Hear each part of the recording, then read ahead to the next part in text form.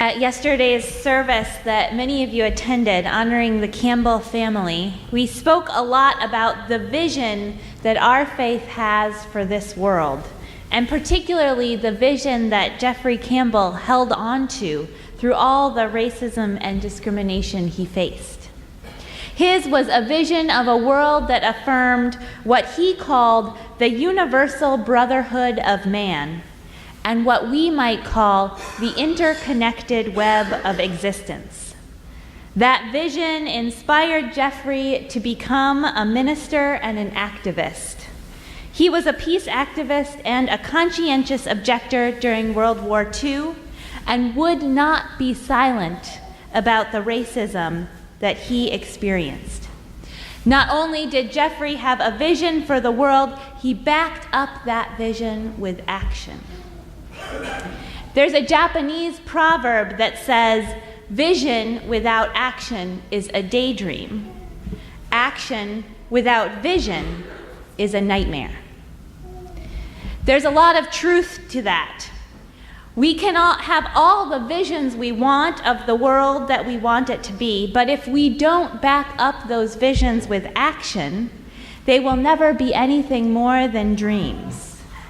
And of course, if we simply act without any idea of where we are going, we aren't going to get anywhere very quickly, are we? Sometimes people with big visions for the world are accused of being dreamers. But what really matters is not how big or small your vision is, but how much you do to try to make that vision into a reality. Peter Senge writes that vision is a tool for orienting our energies. We need a vision for our world to orient our energies toward a better future for everyone. And we need to act on that vision, to do our part to bend the arc of the universe towards justice.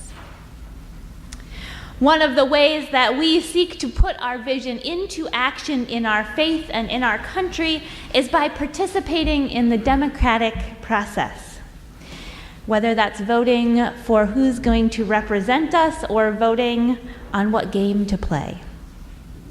At the root of the democratic process is the notion that all people should have a say in the decisions that affect them, that all people should have a voice. Although it's not always lived out well, either in our congregation or our country, the idea that everyone should have a voice is powerful. I will always remember the first time that I got to vote in an election. It actually wasn't all that exciting. It was a special election and I voted absentee. So I went down to City Hall a few days before the actual election, and they sent me into this little makeshift voting booth in the tiny lobby. There was only one race to vote for. It was over in minutes. But the feeling that I got as I filled in that little circle is the same feeling, is the part that I really remember. And it's the same feeling I get every time I vote. I felt empowered. Like I was part of something so much bigger than myself. Like I could really do something to make a difference in the world. Celia Alario writes, "When I let myself settle into my deepest joy and wonder at the idea of democracy, voting truly does feel sacred. It is the right, after all, to play a part in determining our collective future. And when I think about the many throughout history who have given of themselves, even died, for the right to vote, I am touched by this profound gift and responsibility that voting represents." As Unitarian Universalists, voting is literally part of our faith. Our fifth principle states that we affirm and promote the use of the democratic process in our congregations and in the world at large. We believe that it matters that everyone's voice is heard. At the same time, voting is also an act of faith. It is an act of faith to take a stand on something we care about, to cast our vote for our vision of the future, not knowing how it will turn out in the end. That first time I voted in that special election, I'm pretty sure that the person that I voted for lost. So some might argue that my vote didn't matter, that I didn't actually make a difference, that I was wasting my time on a dream.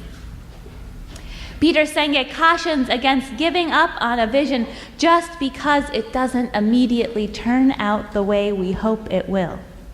He writes, "When we obsess about whether or not our vision is being achieved, we confuse the animating force behind our being with an idea created by our mind." I appreciate this notion of vision not necessarily as the goal, but instead as an animating force that propels us to action again and again and again. This way of thinking about vision feels like it has a lot more power than staying power than a goal-oriented approach. Sure, I would love to see my vision for the world realized. Wouldn't we all? But I'm pretty sure that won't happen in my lifetime. There is too much injustice, too much that runs counter to how I imagine the world should be.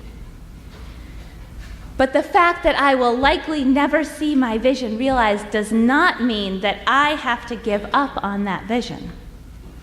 I need the vision to inspire me to keep working for the world as I want it to be. I need the vision to keep me on track when there are so many other messages out there that could steer me off of the path.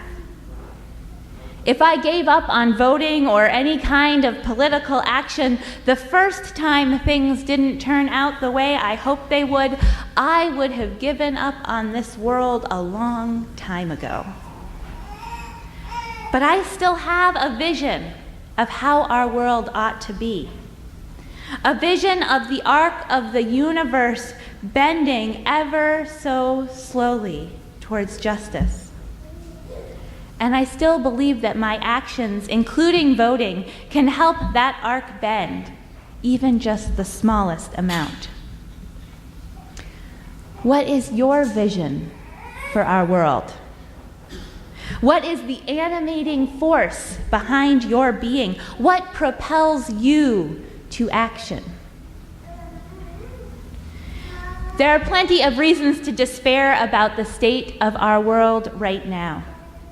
There are plenty of reasons to want to simply turn off the news, turn off the worry and fear about our collective future.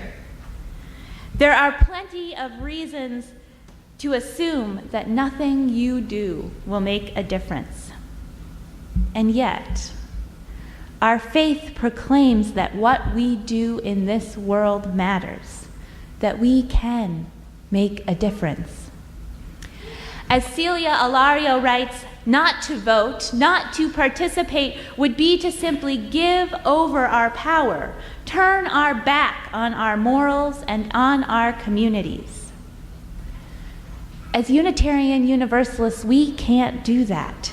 We can't simply turn our back on our vision for the world. We are called to action, called to bend that arc toward justice. We are called to do what we can with what we have to help realize our vision. We've got a million dreams for this world we are going to make together. What will you do to help make those dreams come true?